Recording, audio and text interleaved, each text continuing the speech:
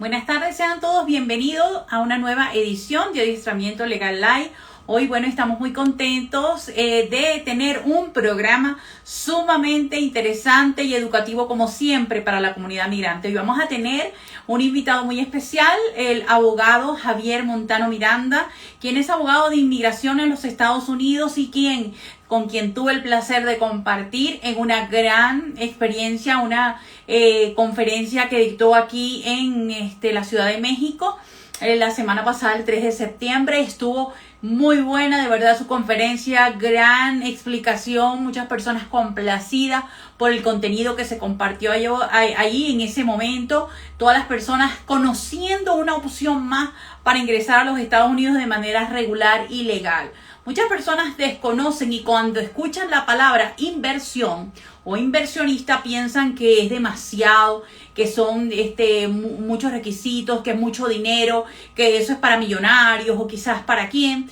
Y se equivocan porque existen requisitos sumamente accesibles, categorías de inversión que también la vamos a conversar ya con el abogado Javier Montano Miranda, que nos va a explicar que sí es posible ir a Estados Unidos con una visa de inversión, que no es nada que es inalcanzable con sus requisitos, por supuesto que aplican, pero que siendo guiado este proceso por un abogado de inmigración es mucho más posible que se consiga un resultado positivo. Además de esto, el abogado nos va a conversar de la posibilidad de que teniendo esta visa, esta pueda convertirse en otro o hacer un ajuste o hacer otra categoría de visas para poderse quedar. En fin, tenemos que conocer un poquito más de esto para poderlo analizar y a lo mejor estamos en el caso, estamos en la posibilidad de hacerlo y de ir a los Estados Unidos con este tipo de visa. Entonces ya lo vamos a invitar, ya él está acá en la sala. Cualquier pregunta que ustedes tengan a hacerle, déjenmela por aquí, vamos a tratar de respondérsela. Y siempre les digo, este live es para las personas que puedan entrar en este momento, pero también las que van a entrar en diferido porque trabajan o diferentes ocupaciones y no lo pueden ver en vivo, pero este espacio que es creado con mucho cariño para ustedes va a quedar en mi perfil y ustedes lo van a poder compartir, ver en cualquier momento, lo van a poder analizar muy bien para que puedan saber cómo hacer su proceso y contactar a los profesionales en el área. Así que bueno, ya vamos a invitar al abogado Javier Montano Miranda, quien se encuentra en la sala.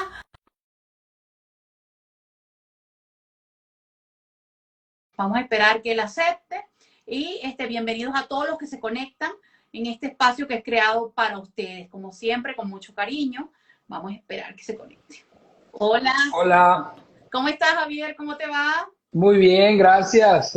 Gusto en saludarte nuevamente. Bien. ¿Cómo estás? Igualmente para mí un placer tenerte en mi espacio, de verdad que sí. Y bueno, Javier, muchas han sido las personas con las que he compartido la grata experiencia que fue acudir a tu conferencia que dictaste acá en Ciudad de México.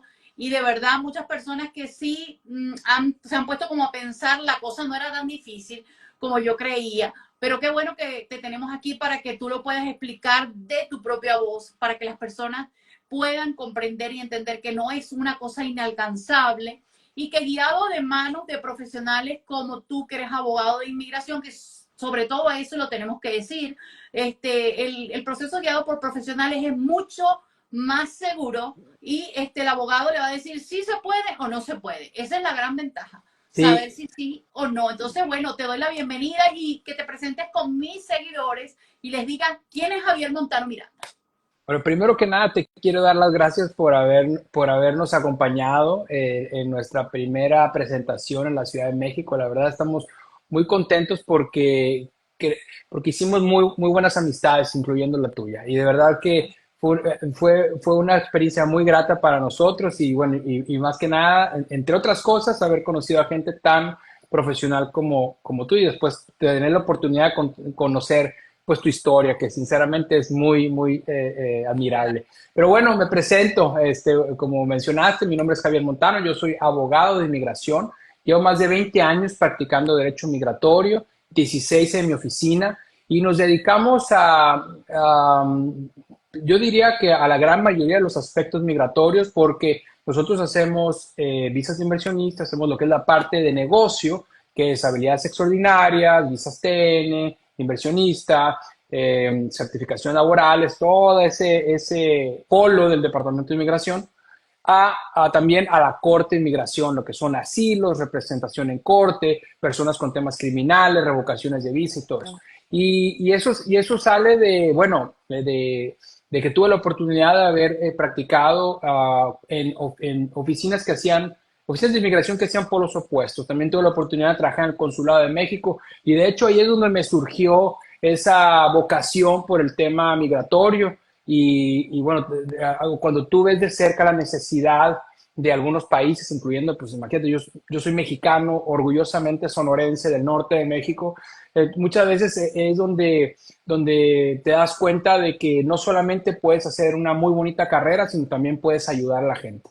Y ese ha sido mi objetivo, no solamente brindar un servicio profesional, sino también ser empático, ser profesional y entender pues de que a final de cuentas todos migramos a los Estados Unidos o a otros países por necesidad, ya sea necesidad de libertad, necesidad de libre asociación, libertad a lo mejor para buscar o poder hacer lo que tú realmente quieres hacer. Entonces, y en base a eso, pues es que abrimos nuestra oficina y la verdad muy, muy contentos de poder hacer una profesión muy honorable y al mismo tiempo ayudar a tantísima gente. Sí, de verdad que sí. Nos tocó ver sobre todo también, o me tocó ver sobre todo el lado humano del abogado. Es muy grato compartir con personas que sobre todo no olvidan de dónde vienen. Porque qué importante siempre tener esa ancla en el lugar de donde uno es. Y siempre que el abogado viene y ve el problema social de México, lo conmueve, siempre está preocupado. Y eso es importante porque en la medida en que tú vivas atado a ese origen, pues puedes comprender más la necesidad de muchas personas que como el abogado también migró a los Estados Unidos, hizo su vida allá y que quiere hacer posible ese sueño de otras personas que quizás lo tengan, pero que no conocen el potencial que tienen para hacerlo realidad. Entonces, sí, eso es muy bueno. Y bueno, ya vamos a entrar en materia para conversar con Javier y preguntarle cuáles son los requisitos básicos para aplicar a la visa E2. Y quiero que nos lo explique para que todas las personas entiendan que sí se puede. Bueno, primero que nada, creo que hiciste una introducción muy adecuada porque mucha gente escucha el término inversionista y se asusta, ¿no? Piensa que es la visa, que es una residencia que requiere $1 millón, $800,000, porque hay una confusión entre lo que es una visa de inversionista y una residencia por inversión. Son cosas totalmente distintas. Pero en este momento vamos a hablar de las visas de inversionistas. Son visas de no inmigrante que le permite a una persona entrar a los Estados Unidos siempre y cuando obviamente cumpla con ciertos requisitos. El primero es que exista una nacionalidad adecuada para poder aplicar a la visa E.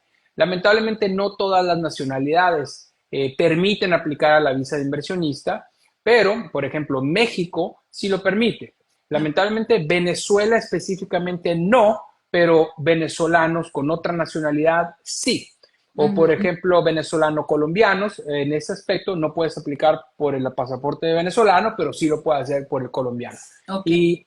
Eso es bien importante porque mucha gente piensa que, por ejemplo, que tú pensarías que quizás Brasil es un país que tan grande y es una pues, potencia, que ese país sí pudiera calificar una visa E2 y lamentablemente no. ¿Y en qué se basa? En tratados internacionales entre Estados Unidos y el país correspondiente. Y son tratados de comercio, tratados de amistad, pero hay una lista de países que sí aceptan esa nacionalidad para aplicar. Entonces, lo primero es que existe un tratado no libre de comercio, un tratado de comercio.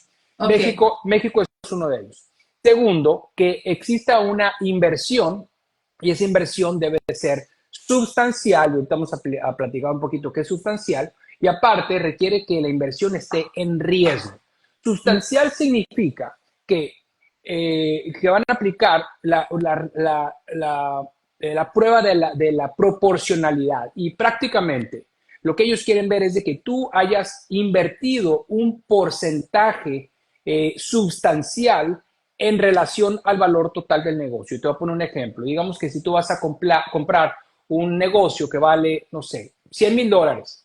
Ujú. Ellos quieren que el gasto, la inversión que tú hayas hecho sea proporcional a esos $100,000. Ok. Entonces, si tú haces si vas a comprar, por ejemplo, una gasolinera que vale $200,000, por ejemplo, y solamente pones $10,000, no es sustancial porque no es proporcional. ¿Y Esto. cuál es el porcentaje que más o menos uno pensaría que es sustancial? En mi práctica, yo dijera que al menos el 80%. Ok. Es eso, pero eso sí, si la inversión es menos de $100,000, generalmente se recomienda que se haga en su totalidad. En pocas palabras, si tú estás haciendo una inversión de menos de $100,000 y no la pagas por completo, o sea, quieres aplicar la regla de proporcionalidad, digamos que quieres hacer una visa inversionista por $80,000 y solamente pagas el 80% de los $80,000, difícilmente te van a aprobar esa visa. Entonces, eso es un aspecto muy importante porque mucha gente dice, no, es que son $100,000, no, es que son $120,000 o son $50,000. La ley no te dice que tiene que ser una cantidad específica, pero sí te dice que la cantidad que ya invertiste sea sustancial en relación al valor total del negocio. Claro. Aparte, tiene que estar en riesgo. Eso significa, y esto es bien importante porque uno hace la inversión muchas veces para que te den la visa, Ujú. pero la realidad de las cosas es que el Departamento de Inmigración lo ve al revés. Ellos lo ven como que tú vas a hacer la inversión porque es buen negocio, no porque te voy a dar la visa. La visa es accesorio a tu negocio. Entonces, Ok. por eso es tan importante que una persona que va a hacer una inversión se vea en ese negocio en al menos 4 años, que es el tiempo máximo para México. Ok. Entonces, tiene que ser sustancial, tiene que estar en riesgo. Y otra cosa también, que es súper importante, la persona debe de tener la intención de volver a su país al momento en que vence la visa. Ok. De hecho, es de las pocas visas que te exige que lo pongas por escrito, que tú hagas un testimonio diciendo, cuando termine mi visa, yo tengo la intención de volver a mi país. Ok. Entonces, en resúmenes, la inversión debe ser sustancial y en riesgo. La inversión debe existir un tratado de comercio entre el país de los Estados Unidos y el país de donde tú seas, y debes de tener la intención de volver a tu país. Estoy siendo obviamente muy general. Son visas donde yo recomendaría que contrataras un abogado desde el principio del proceso, pero es importante no subestimar este tema, porque mucha gente dice, voy a invertir $1,000,000 o $50,000 o lo que sea, y después de que hace la inversión, le hablan al abogado. Y uno de los requisitos que no mencioné, que es sumamente importante, es poder demostrar de dónde salió el dinero y cómo llegó a los Estados Unidos para hacer la inversión. Exacto. Si tú no haces eso adecuadamente, no te van a dar la visa.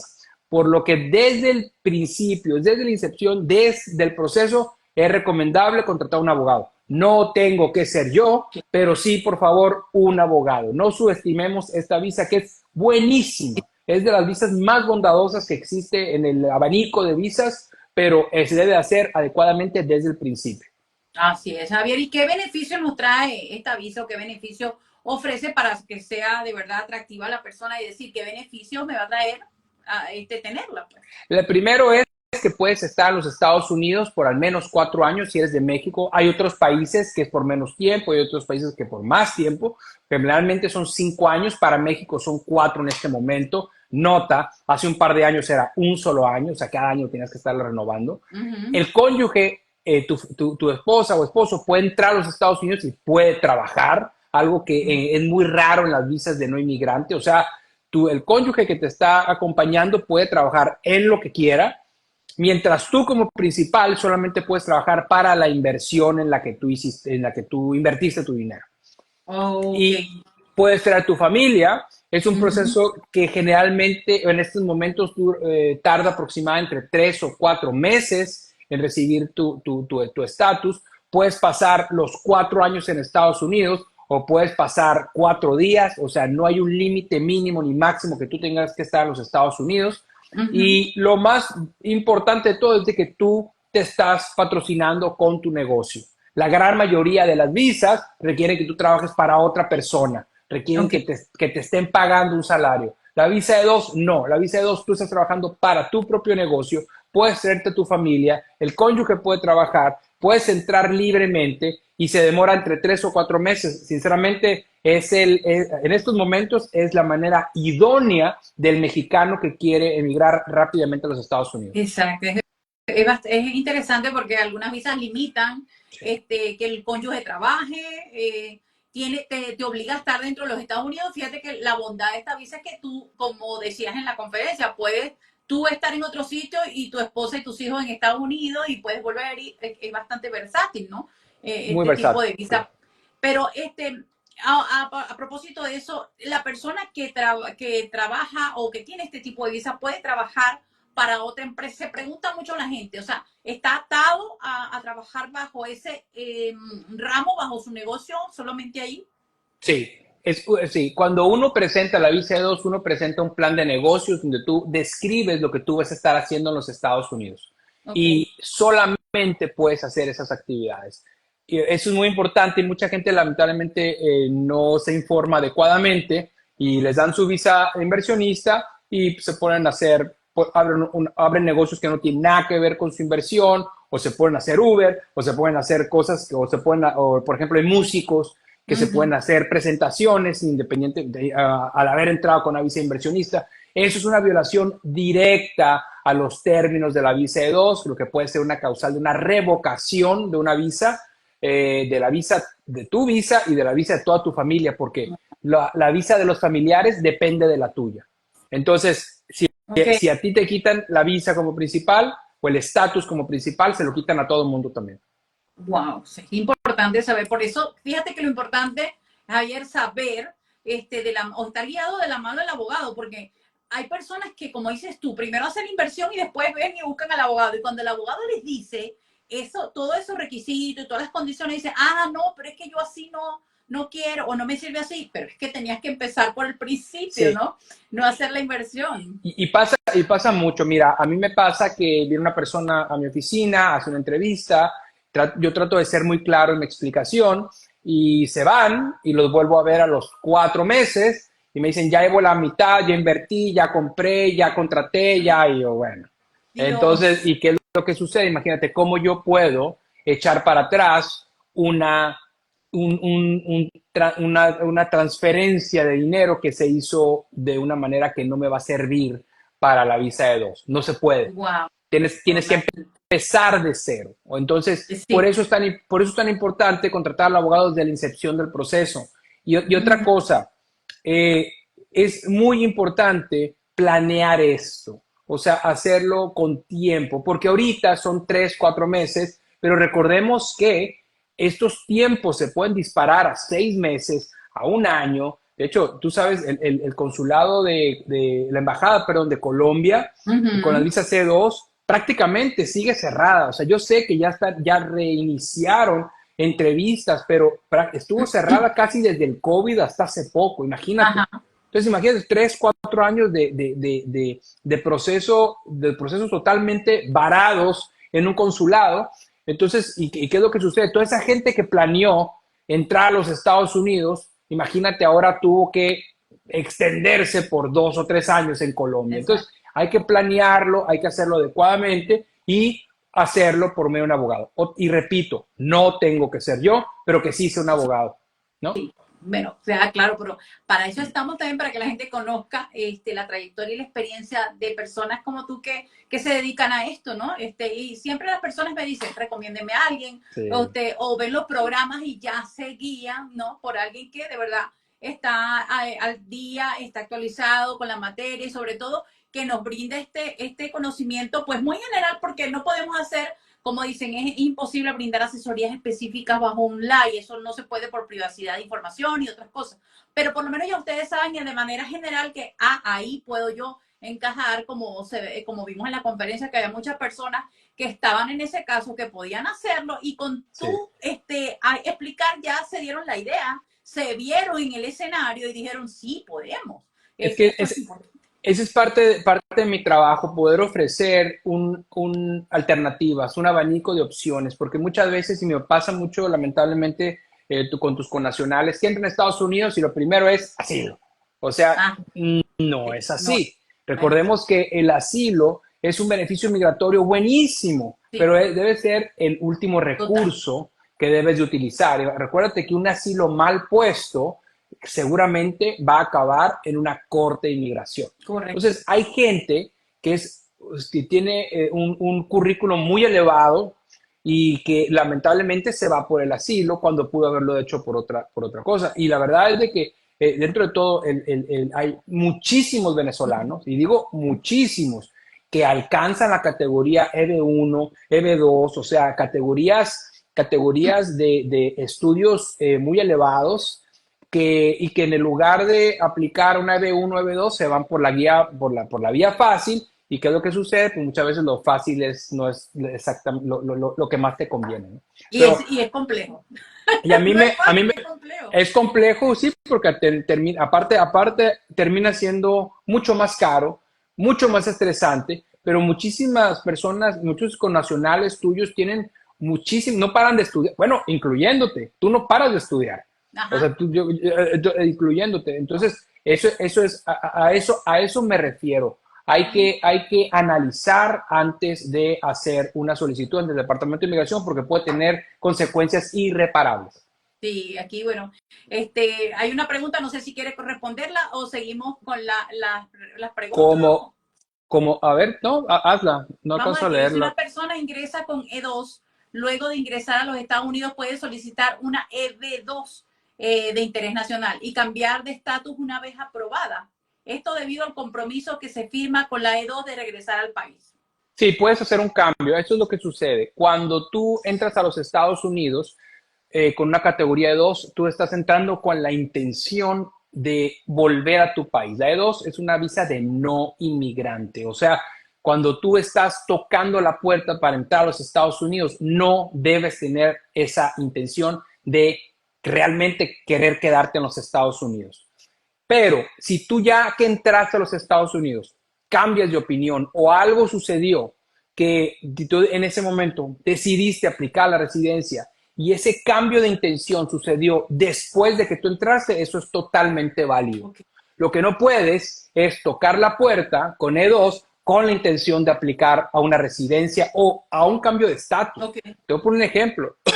Una persona que entra con una visa E2 no puede entrar con la intención de entrar y aplicar a otro estatus, aunque sea un estatus menor. O sea, digamos que una persona que entra con una visa E2 no debe entrar con la intención de entrar y a lo mejor cambiar a un estatus de turista o a un estatus de estudiante. No se puede eso, porque eso es considerado como un fraude de intención. Tú debes de tener la intención acorde a tu visa. Si tú estás tocando la puerta como estudiante, debes de tener esa intención.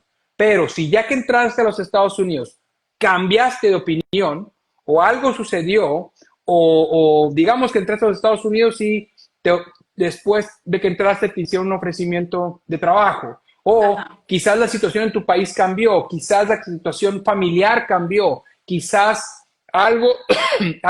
quizás entraste a los Estados Unidos y tu novio, novia, lo que sea, te hizo una propuesta de matrimonio, eso sucedió después de que tú entraste, eso es totalmente válido. Okay. O sea, el problema es al tocar la puerta, ¿qué intención tienes? Si el Departamento de Inmigración considera que tenías otra intención, es fraude. Pero si tú entras a los Estados Unidos y cambias de intención después, es totalmente válido. Ok, importante eso porque no a sé veces si las personas dicen, no, entro y cambio, o como dices tú, o sea, la intencionalidad aquí es fundamental, ¿no? Y también la discrecionalidad, Javier, de ver que el Departamento de Inmigración, ¿cómo analiza eso de la intencionalidad, no? Eso depende de la temporalidad en que suceda el hecho, ¿no? Es muy discrecional, es muy discrecional. Entonces, imagínate a que el Departamento de Inmigración, durante la administración Trump, decía que si tú entras a los Estados Unidos y tú haces ciertas actividades dentro de un tiempo corto, generalmente a 90 días, a que tú entraste a los Estados Unidos, había una presunción de que tú habías entrado con otra intención. Okay. Entonces, toda la gente, digamos que tú entraste a los Estados Unidos y al mes te casaste, Entonces, eso demuestra, en aquella administración, podía ser un indicativo de que tú entraste con una intención fraudulenta. Por eso es que se recomendaba, independientemente de cuándo cambiaste de opinión, esperar al menos 90 días desde tu última entrada. No estoy diciendo que la gente debe de entrar con una intención ilegal o fraudulenta y después decir, bueno, tengo esa intención, me espero 90 días y no pasa nada. No, la persona debe entrar legalmente con la intención de acuerdo a su estatus migratorio. Pero si independientemente de cuándo se realice ese cambio de intención, muchas veces se recomienda de todas maneras esperarte 90 días después de esa entrada. Esto es bien importante. Hay abogados que dicen, no, como eso ya no es aplicable, eso entonces el Departamento de Inmigración no te puede hacer esperar los 90 días. Yo en mi práctica, yo soy muy conservador y yo prefiero decirle espérate 90 días, después hacer el cambio, porque yo no quiero que en un cambio de estatus o en un ajuste de estatus después me digan, ¿sabes qué? Yo sospecho que esa persona entró ilegalmente porque tenía otra intención y es sumamente difícil poder refutar esa afirmación. Entonces, yo en mi práctica trato de ser muy conservador, independientemente si la persona entra a los Estados Unidos y al mes esa novia o esposo, ese novio o fiancé le declara el matrimonio o lo que sea, digo, espérate 90 días. O sea, no hagas cosas buenas que parezcan malas. Exacto. Y bueno, te voy a hacer una pregunta, o sea, una reflexión mía que yo siempre he tenido ese pensamiento. La persona que entra por parol humanitario, cuando entra con parol, declara que entra por la necesidad que hay en su país, por las condiciones sociales, económicas, salud, lo que sea. Pero la gente dice, no, yo entro por parol y antes del año aplico asilo. Yo siempre he sido del criterio de que para mí son figuras incompatibles. ¿Por qué? Porque si yo le estoy diciendo al gobierno de los Estados Unidos que voy por una causa, mal puedo yo que cuando ya yo esté allá, ahora me voy y me cambio y digo que voy a aplicar asilo. Yo siempre he sido el criterio y quiero ver el primer caso de un parol que se convierta en un asilo que declarado con lugar. A mí me cuesta creer porque ahí... Pero si pudiera suceder, te voy a explicar. Hay veces que, obviamente cada caso es un universo, pero digamos que una persona que entró con parol, que después de que entró, esa persona ahora es perseguida en su país. Después de que entró. Digamos que una persona que entró a los Estados Unidos con parol y después de que entró, lo empezaron a ir a buscar a su casa o fueron a allanarlo, lo que sea. Eso, digo, obviamente estoy de acuerdo contigo, pero por eso es tan importante analizar cada caso. No todo, otra vez, no todo el mundo aplica el parol, no todo el mundo aplica el asilo, no todo, bueno, ahora ya reanudaron el parol, pero no todo el mundo califica a esos beneficios, pero un abogado es quien debe determinar si eso procede o no. Una persona que tenga experiencia en eso, pero bueno, no decir inmediatamente asilo o no decir inmediatamente TPS. Mira, hay mucha gente que califica una visa O, que califica a visas de inversionista, que califica a ED1, habilidades extraordinarias, residencia por extraordinarias, y por ahorrar dinero o por mala asesoría se van al asilo. ¿Y qué es lo que hace el asilo? El asilo, una vez sometido,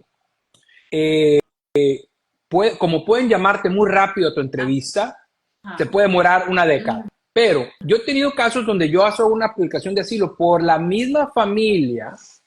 De hecho, me pasó, 4 personas aplican al mismo tiempo, misma oficina, mismo lugar, mismo todo, y le llaman a uno de ellos, le llaman en menos de, yo te dijera, 4 meses. O sea, así. Eso es muy raro, pero ¿qué pasa si tú vas a esa entrevista de asilo y tu asilo no era sostenible? ¿Qué pasa si tú vas a esa entrevista de asilo y lo que tú dijiste era un miedo general? O sea, bueno, es que en Venezuela no hay trabajo, en México el narco, todo eso. Recordemos que el asilo solamente defiende 5 miedos: raza, religión, nacionalidad, opinión política y participación en un grupo social determinado. Si tu miedo es general, no calificas un asilo.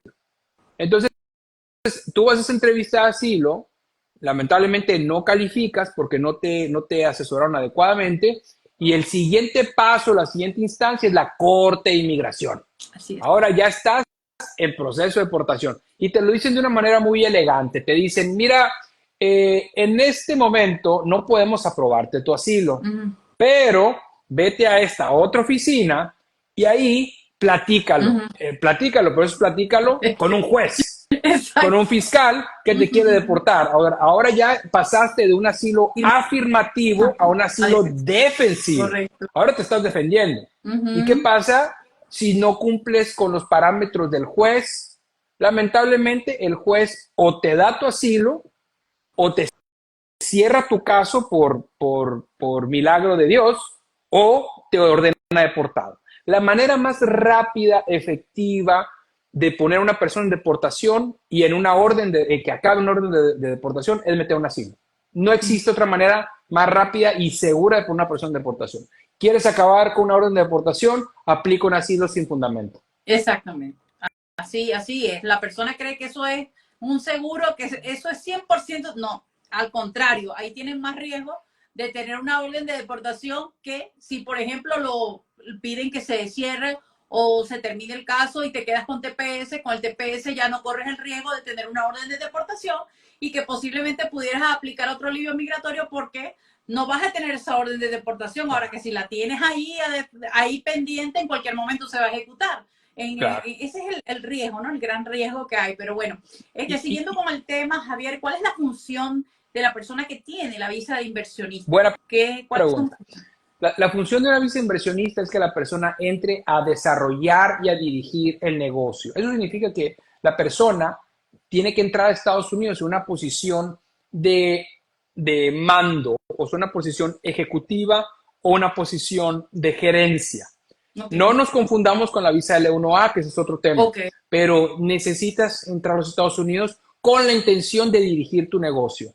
No significa que tú tengas que trabajar el negocio. Tú puedes contratar a alguien para que maneje ese negocio y tú, como ejecutivo, puedes estar sentado en una columna de marfil o en una ujú, nube, allá como semidios, y diciéndole a la administración qué es lo que tiene que hacer. Una persona puede tener esa función, no tiene que ir todos los días a la ok, compañía a ver ujú, cómo está. Puedes poner a alguien a que la trabaje, pero necesitas decir o necesitas cumplir con ese requisito de desarrollar y dirigir la compañía en Estados Unidos. Aunque le estés dirigiendo desde tu casa, ok, remotamente, pero esa tiene que ser la función de una persona que entra con la visa E2. ok. Y una pregunta, Javier, esa persona que aplica por esa visa y quiere contratar personal, puede hacer visas, por ejemplo, una certificación laboral para llevar personas ¿Sí? o solo visa de trabajo. No, sí. Digamos que si tú entras a los Estados Unidos con una visa E2, tu compañía puede traer empleados, tu Ok, compañía puede hacer certificaciones laborales, eso ok, es totalmente válido. ok. Lo que recordemos nada más que la certificación laboral, que para la gente que nos está escuchando, es un preámbulo para poder aplicar la Sí. residencia por medio de empleo. Ajá. eh, no se puede hacer cuando estás pidiendo a un familiar. O sea, un familiar, bueno, sí se puede, pero es muy litigado, por así Ajá. decirlo.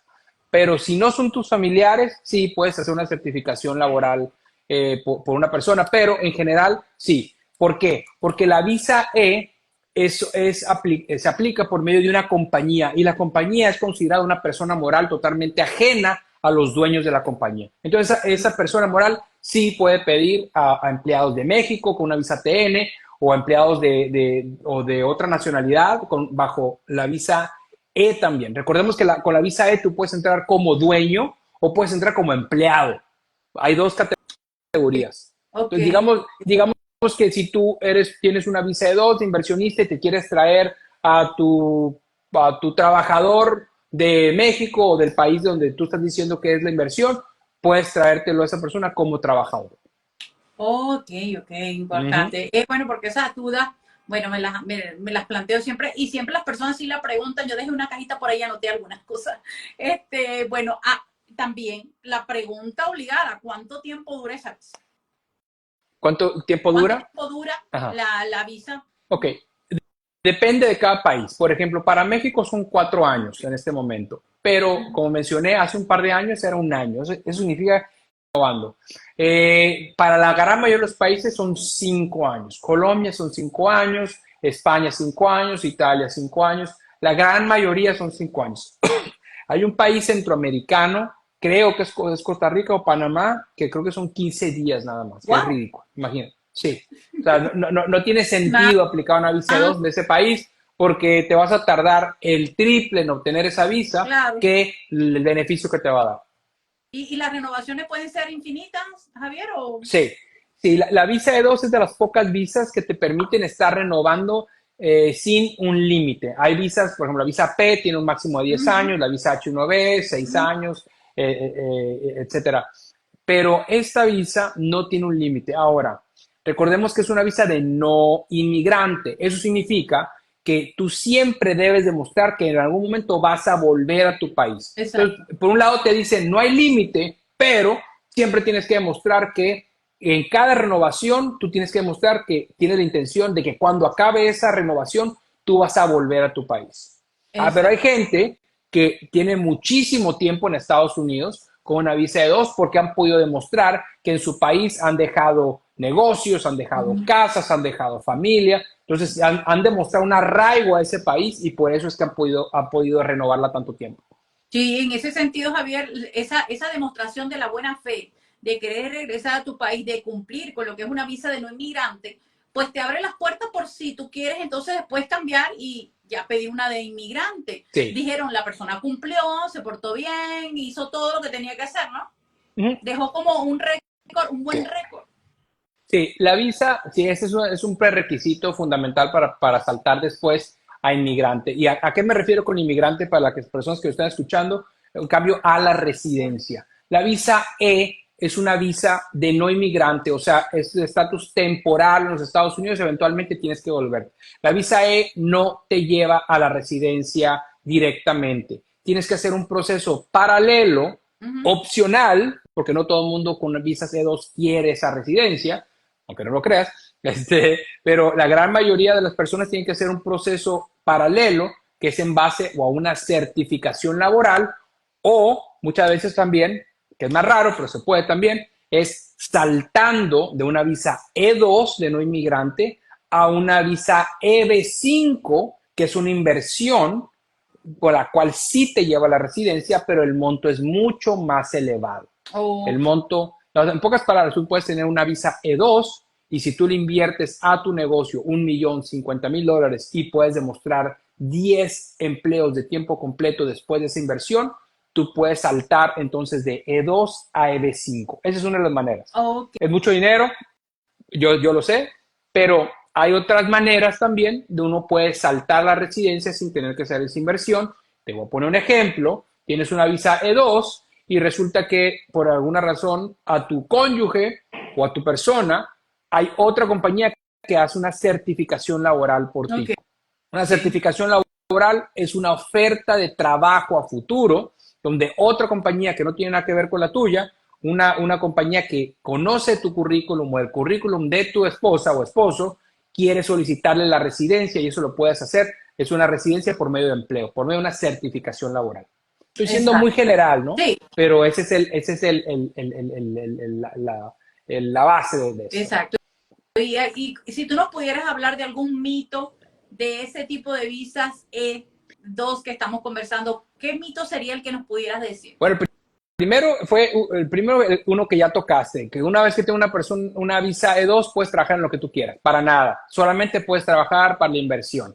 Tu Okay. cónyuge puede trabajar donde quiera, tú no, que es medio absurdo Sí. si me preguntas, ¿no? El que está haciendo la inversión, el que está pagando todo el dinero, esa es la persona que está limitada. El cónyuge puede trabajar donde sea. Otra vez, Exacto. es uno de esos misterios del mundo de inmigración que nadie entiende, pero en fin. Exacto. Otro mito, el tema de que tú puedes traer a tus papás. Lamentablemente, un inversionista, que obviamente que es mayor de edad, no puede traer a sus papás. ¿Por qué no los puede traer? Porque bajo la ley de inmigración, tu papá en esta posición está fuera del núcleo familiar. Solamente puedes traer cónyuge y hijos menores de 21 años. No puedes traer papás, no puedes traer tíos, no puedes traer sobrinos. Otra vez, cónyuge hijos menores de 21 años. Ah, ¿Qué pasa cuando un niño ya cumple, o un joven ya va a cumplir 21 años y yo estoy con mi visa de inversionista? Ese joven tiene que saltar a otra mm, categoría porque después de los 21 años se sale del núcleo familiar. Generalmente esa categoría es una visa de estudiante, ok. en la mayoría de los casos. Ok, Javier, y si por ejemplo, cuando estamos haciendo el proceso de esta solicitud, el muchacho tiene como 21 años, ¿no? Y está bien, todavía califica, está 20 años por ahí, y se llega a la aprobación y ya ha alcanzado esa edad, se toma en cuenta desde el momento en que se aplicó, de que se hizo la aplicación, se hizo en los términos correctos con respecto a la edad, o definitivamente si ya alcanzó la edad que no entra dentro de ese núcleo, no puede hacer Entonces, nada. no puedo hacer nada. No puedo Ah, hacer nada. De hecho, hay consulados que si el joven está a punto de cumplir los 21 años, o sea, ya 20 y medio, ajá. no emite la visa. Wow. Bueno, qué Y de bueno, hecho, porque hay esto personas que es dicen, no. súper importante. Y esto es bien importante porque la responsabilidad de mantenerse en los Estados Unidos es del aplicante.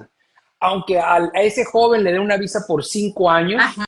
eh, eh, y entrada por 5 años, ese joven lamentablemente después de los 21 años, él ya no califica esa visa, independientemente que por error le hayan dado esa visa.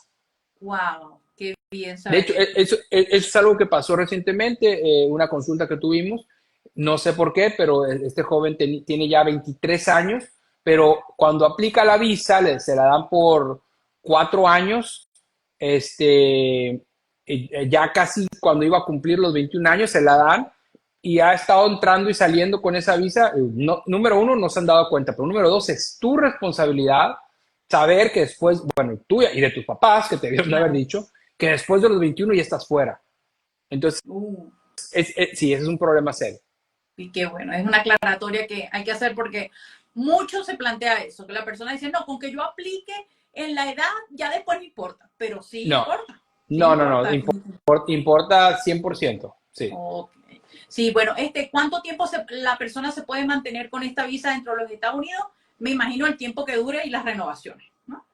Cada que una persona entra a los Estados Unidos, la persona tiene la revisión de un oficial de CBP, Customs and Border Patrol, Ujú. y esa persona es quien determina el tiempo que tú has estado en los Estados Ok. Unidos. Te pueden dar los 4 años, pero la gran mayoría de los casos te dan solamente 2. Eso significa que tú entras a los Estados Unidos por 2 años Ujú. y cada que tú sales te dan 2 años. Que Ok. eso es bien interesante porque fíjate, tú puedes tener una visa Ujú. que digamos que dure, no sé, 4 años.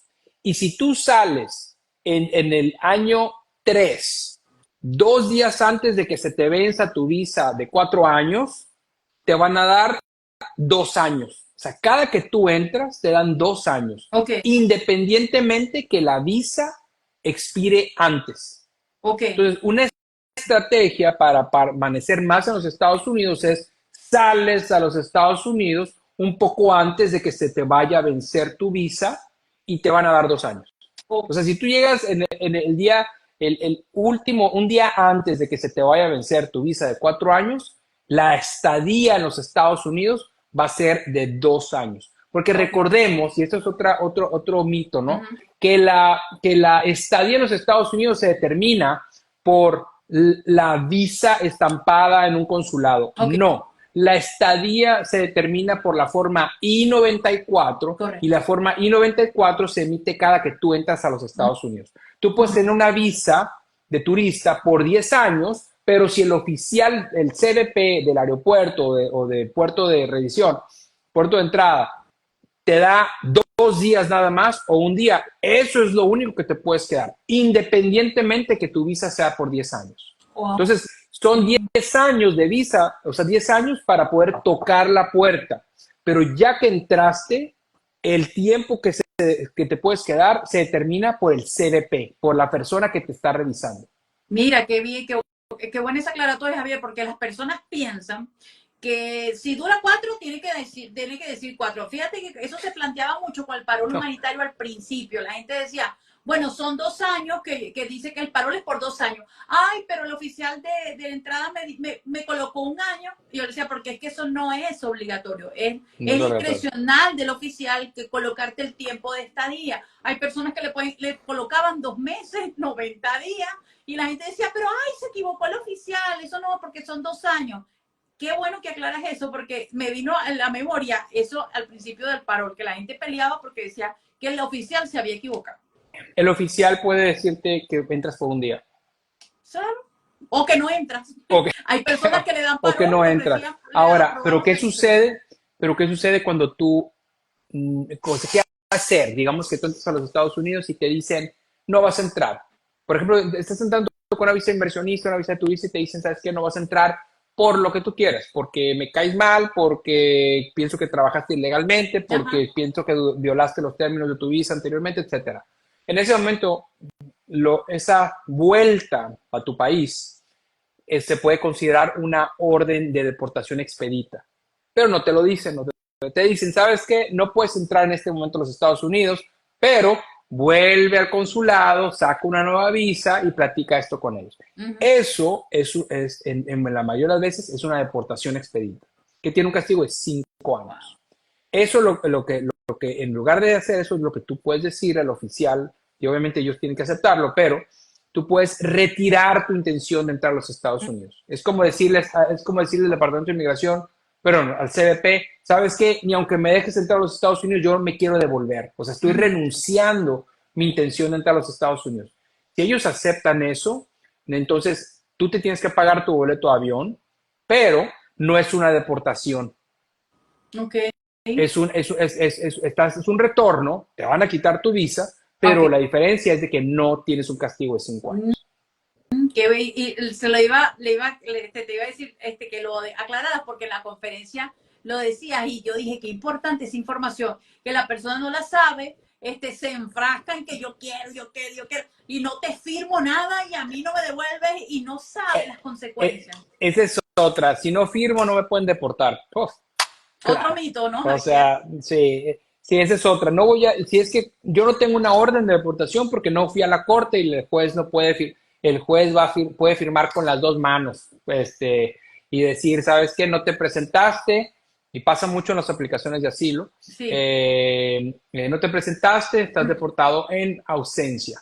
¿Y cuándo sucede esto? Cuando tú aplicas un asilo y no te presentas porque te cambiaste de domicilio, te mandaron tu cita para presentarte, no fuiste a tu entrevista de asilo, Así es. después pasa en el caso de la corte, no fuiste a tu corte, Uh-huh. orden de deportación en ausencia.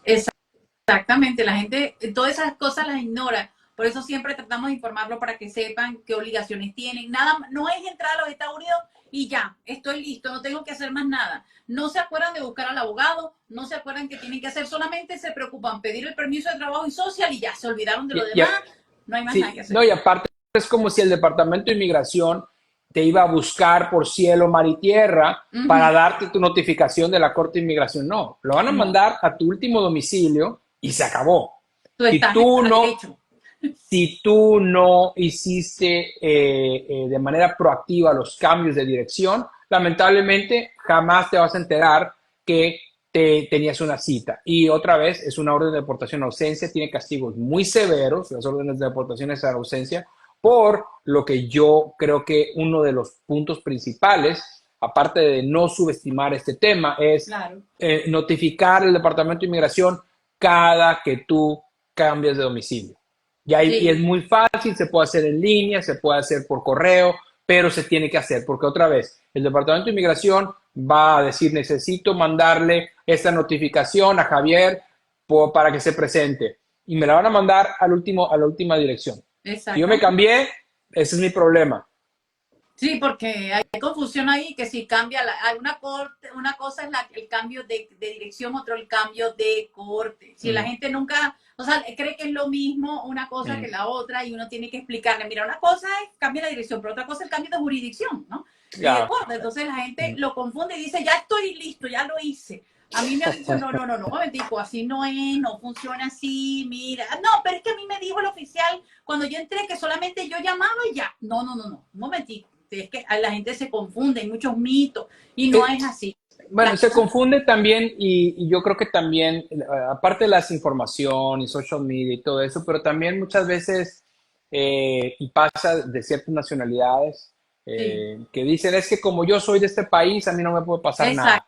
Es que como yo vengo de este país y de este problema, y seguramente el Departamento de Inmigración sabe lo que está pasando en mi país, entonces no me pueden hacer nada. Claro que te pueden hacer. claro, O sea, la gente dice, no, es que yo soy cubano, no me pueden deportar. Claro que te pueden claro, deportar. Yo soy de México, yo soy de México y tengo 20 años pagando impuestos, claro que te pueden deportar. Yo total. soy de Venezuela y tengo TPS y tengo parol, claro que te pueden deportar. Por supuesto. Entonces, ¿cuál es la moraleja aquí?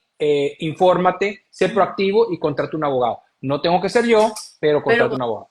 contrata un abogado. Aquí hay otras preguntas, Javier, dice, bueno, aquí hay una pregunta y un comentario que pasa mucho, y yo lo he dicho, pero a la gente le cuesta un poco entender que las cosas son así. Dice, me autorizaron el parol, cuando fui a abordar a Miami, no me dejaron montar por rechazo del CBP, porque tengo residencia en Argentina, pero me habían aprobado. Bueno, sí, otra vez, uno de esos temas, ¿no? El tema de la residencia es de esos puntos algo controversiales, ¿no? Porque por un lado dices, bueno, estás hablando de si una persona tiene una nacionalidad, o sea, tiene una ciudadanía y si tiene Sí, residencia. Por regla general, eh, o sea, y siendo estricto, si tú dices, bueno, una residencia no me da un pasaporte, una residencia todavía puede ser revocable, una sí, residencia, porque tú puedes perder residencia, pero sí, lamentablemente es muy poco lo que esta persona puede hacer, porque, porque a final de cuentas es un tema discrecional. Tú puedes cumplir con todo y aún así te lo pueden negar. Recordemos que esto es un privilegio, no es un derecho. exactamente. La gente piensa que es obligado y no. Y más cuando te dicen uno de los requisitos de no ser elegible es tener residencia permanente en otro país. Y la gente dice, no importa porque el primito del abuelo se lo aprobaron y no se dieron cuenta. No se dieron cuenta, a lo mejor no se dan cuenta a la entrada o un mes o 6, pero después se van a dar cuenta y si van a venir las órdenes de expulsión o que Pero, te... pero yo creo que tiene que ver también cada caso, ¿no? Porque hay residencias temporales. sí. Entonces, ¿tú dónde es, No, en Argentina dónde tenía entra? residencia de DNI argentino, esa residencia Bueno, permanente. bueno, sí, sí, bueno, Ya el sí, que, o sea, ya el que peca con causa, como dice en mi país, ya es que ya con causa ya sabes cómo es la cosa, o sea, que lo que viene ya lo sabes, ¿no? Entonces, por aquí había sí. otra pregunta, se me fue hacia arriba, pero voy a buscar. Aquí dice, hola, yo quiero ir a Estados Unidos a trabajar, pero ya hace 4 años no me dieron la visa. Soy venezolano radicado en Argentina hace 11 años. ¿Por qué vía puedo optar para entrar legalmente? Bueno, aquí estamos hablando de una, pero el abogado pudiera darte un abanico de opciones, depende de tu caso, ¿verdad? Bueno, si él solamente tiene residencia en Argentina, no tiene ciudadanía, lamentablemente no puede aplicar la visa inversionista. No, ¿Por qué? Porque para la visa inversionista necesitas el pasaporte de ese país. exacto. Pero depende del currículum de la persona, depende, a lo mejor calificaría a una EB1, no sé, habilidades extraordinarias, quizás una EB2, interés nacional, o por medio de que es la más segura, en mi opinión, por medio de una certificación laboral. Si esta persona encuentra una oferta de trabajo en los Estados Unidos para que él eventualmente entre a los Estados Unidos para trabajar para una compañía en los Estados Unidos, puede entrar de esa manera. Pero requieres de un patrocinador. Entonces, Oh, ¿es fácil encontrar un patrocinador a distancia? Para nada, no es fácil. No es fácil encontrarlo físicamente, in situ, en los Estados Unidos, más difícil fuera, pero esas son las maneras, generalmente por empleo. Necesitas un patrocinador o necesitas calificar tú por mérito propio, ya sea por una EB1 o una EB2. es, EB1 es habilidades extraordinarias, EB2 es interés nacional. oh, Ojo, las EB2 se han romantizado muchísimo en social media. Todo el mundo dice EB2, interés nacional. No. Recordemos que la categoría EB2 tiene dos etapas. La primera es que tú tienes que demostrar que tienes el título avanzado, que tienes habilidades excepcionales. Pero después, de lo que casi no se habla en social media, es que tú tienes que demostrar que a lo que viene a ser los Estados Unidos es algo que le interesa a los Estados Unidos por interés nacional. Generalmente esta segunda parte de la revisión es donde niegan los casos. Porque nosotros vemos en social media que, tienes maestría EB2. No, ok. eso solamente es la primera parte del proceso. La segunda parte del proceso, que es la más difícil, la más contenciosa es que demostrar que el esfuerzo, lo que viene a ser los Estados Unidos, es un tema de interés nacional. Que ahí, y ahí otra vez es donde generalmente niegan los casos. Pero digo esto porque nosotros tenemos muchas consultas de que llegan y dicen, EB2, a ver, o sea, que sí, porque tengo maestría. Esa es la primera parte de la revisión. Exactamente. La segunda parte es otro tema que es el más difícil de demostrar. Ay, Dios mío, por aquí llegan preguntas, ay, cuando ya vamos a cerrar. Pero bueno, el mismo que te contrata puede ser tu patrocinador. Pregunto por aquí. Sí, claro. Ok, perfecto. Sí, puedo Claro. encontrar trabajo, pero no sé cómo es el tema para entrar por empleo. Bueno, pudiéramos hacer otro live para que el abogado nos explique un poquito más de ese Sí, tema, porque ya se nos cumplió la hora y sí. entiendo que el abogado tiene otros compromisos, pero que es así. Cuando yo voy a cerrar, es que la gente empieza a hacer las preguntas Sí, y con mucho clásico. gusto y mucho No, amor se las contestan. con todo gusto. Y también las personas que tienen, que tengan interés de hacer algo más personalizado, si ponen la palabra Sí, asesoría en el chat, nosotros los podemos contactar o contactando en mi oficina, que es el 786-448-0951. Repito, 786-448-0951, es por medio de WhatsApp. Y bueno, y en mi opinión, eh, es bueno que una persona que está considerando entrar a los Estados Unidos o que ya está en los Estados Unidos tenga varias claro. opiniones para así tomar una decisión Ujú, informada. Hoy en la ujú. mañana tuve una entrevista donde la persona me dijo, vamos a aplicar la EB2. No calificaba la EB2 por ningún lado. Entonces Wow. yo le hice otros ofrecimientos o de cosas que creo que deben de ser más, que son más adecuadas a su caso, pero imagínate que se hubiera quedado con ese consejo legal. De verdad, yo estoy convencido, digo, no, obviamente pudiera pasar, pero convencido que esto no le va a llevar a ninguna parte. Porque recuerda que la EB2 ahorita tiene un tiempo de espera, que aunque te aprueben la EB2 ahorita, tienes que estar casi un año y medio Es correcto. esperando a que Ujú. los tiempos, a que el boletín de visa Sí, llegue al tiempo. Entonces, independientemente de que le hubieran aprobado la EB2 en este momento a esta persona física que está físicamente en Estados Unidos, no le va a servir para absolutamente nada nada. porque tiene un año y medio de espera. Te iba a tener que devolver. Entonces, ¿qué es lo que se le ofrece en ese caso? Una visa O. Una visa Ujú. O que le permite estar en los Estados Unidos por 3 años y ya con ese plan B, con ese safe net, con esa red de contención, puedes aplicar una EB2, puedes aplicar una EB1, pero no se la habían ofrecido. Entonces, ¿qué es lo que yo lo que le dije? Mira, fuiste con un abogado, en mi opinión está equivocado, me dice mi oficina, esta es mi opinión, pide una tercera opinión. Ujú. O sea, invierte en eso y eventualmente te quedas con quien tú consideres que es más apto para representarte, ¿no? No, Y claro, así es, claro. Aquí, bueno, ya que colocaron asesoría, ¿no? Ángelo Montero Vera.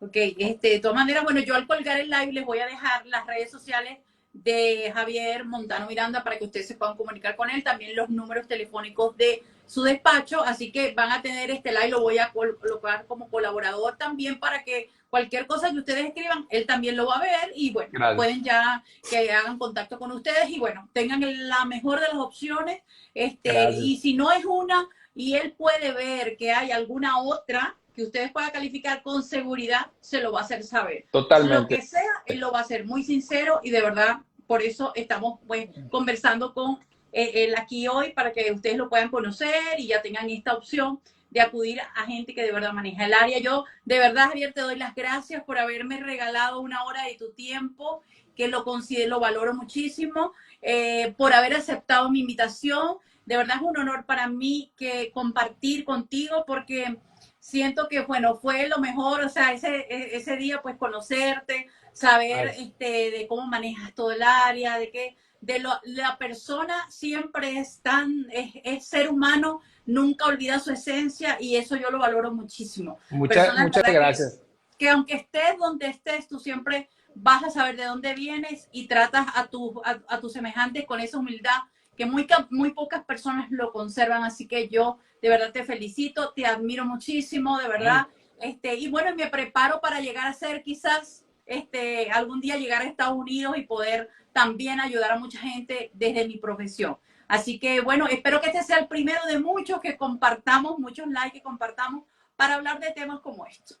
Cuenta con ellos, muchas gracias. El placer de verdad fue mío. Creo que el haber conocido tu historia, sinceramente, fue algo muy impactante para las personas que no sepan la historia de Lorena. Bueno, obviamente no la voy a contar yo, pero espero que en algún momento la conozcan porque de verdad es admirable. Y yo estoy muy contento de que me hayas invitado. Es un honor, un placer para mí. Y obviamente este va a ser el primero de muchos. Y de Así verdad es. te mando un gran abrazo y de verdad gracias por la invitación y bueno, y seguimos en contacto. Seguro que sí, así que bueno, gracias a todos los que se conectaron hoy con nosotros. Les voy a dejar este like de regalo colgado para ustedes. Lo pueden ver a la hora que quieran y con la calma que quieran y lo voy a compartir con el abogado también para que lo tenga en su perfil. ¿Llegaste tarde? No, amiga, no llegaste tarde. Lo vas a poder ver a cualquier hora, no te preocupes y te vas a ver un gran programa. Así que Y los bueno, que gracias a vienen. todos y bueno, Javier, que estés bien, buenas noches, que descanses. Gracias. Igualmente, buenas noches, saludos. Hasta Bye. luego.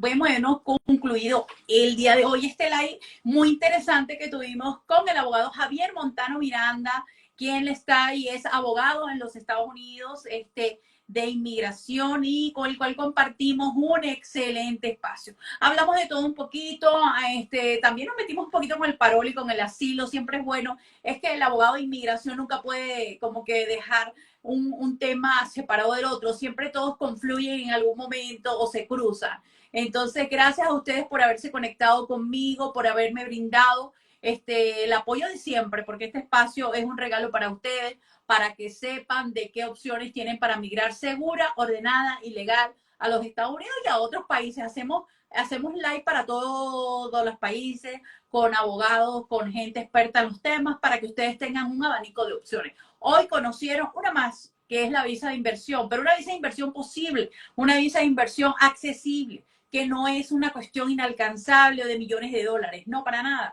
Algo que se puede hacer, una visa que es de no inmigrante, pero que pudiéramos después tocar otras puertas para quedarnos con residencia. Así que el abogado Javier Montano Miranda nos ha explicado en términos sencillos y entendibles cuáles son esas opciones. Las personas que hoy estuvieron en el live, que pueden asesorarse con el doctor, colocaban asesoría en el chat, pero que lo van a ver en diferido, pues no duden en contactar al abogado y pueden escribirle para que él, por medio de sus asistentes o personal, lo puedan contactar para brindarles la información requerida. Ya lo dijo, pongan asesoría aquí y se les va a contactar. Claro, hay personas que lo ven en diferido y dicen, ¿cómo lo coloco? Bueno, no importa, escriban al abogado que le voy a dejar sus redes aquí y voy a compartir este like con él para que puedan tener esa opción. De verdad fue un placer para mí compartir con ustedes y compartir con el abogado Javier Montano Miranda desde los Estados Unidos. Vamos a seguir haciendo temas con él cuando su tiempo pues lo permita. Y si viene acá a México, los voy a invitar a que disfruten de una gran conferencia porque de verdad se las recomiendo. Es excelente, una exponencia sumamente sencilla y para todas las personas interesadas en migrar a los Estados Unidos. Así que bueno, dejo este like por aquí para ustedes.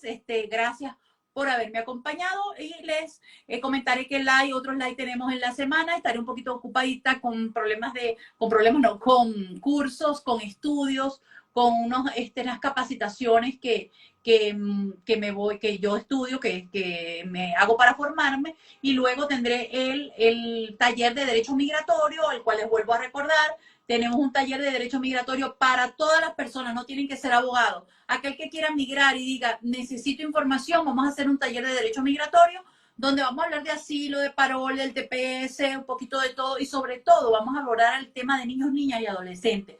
Cómo migrar con niñas, niñas y adolescentes, la colocación familiar, el ejercicio unilateral de la patria potestad, las autorizaciones de viaje. Vamos a estar con la doctora Ivy Gil 18, 20, 25 y 27. Ya las inscripciones están abiertas. Pueden ingresar a mi perfil y ver, ahí está la información. Y cualquier cosa, las inscripciones por adiestramientolegal@gmail.com o por el DM de mi Instagram pueden inscribirse también. Así que los esperamos porque le vamos a hacer llegar un gran material para que ustedes puedan leer y conocer y ahí van a poder aclarar sus dudas en el mismo taller. Vamos a hacer una ronda de preguntas y respuestas, o sea, va a estar muy dinámico, muy interactivo.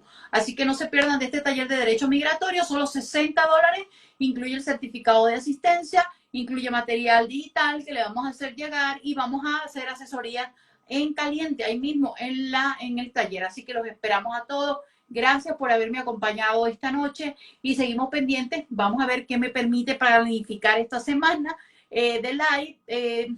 Porque, como les digo, tengo compromisos de formación académica que estoy haciendo, pero bueno, voy a tratar siempre de estar al día con ustedes y estarlos acompañando para que no se extrañen de que no ha aparecido por ahí. Así que, bueno, gracias a todos. Les recuerdo mi canal de YouTube, Abogada Lorena Mex, donde hay un contenido que publiqué la semana pasada muy interesante de la entrada a México, de por qué no es seguro entrar con visa de turismo, porque no es 100% seguro, ni con residencia definitiva, por lo menos en Chile. Personas que han sido de vuelta incomunicadas y les acabo de publicar otra información también. Así que vayan a mi canal de YouTube, le dan like, lo comparten, se suscriben, que eso me ayuda mucho para seguir creando contenido para ustedes. Así que gracias a todos, gracias Mikari por estar conectada y bueno, nos vemos en una próxima oportunidad. Pueden ver este live en diferido. Lo voy a dejar colgado en mis redes y lo comparto con el doctor Javier Montano Miranda. Gracias a todos.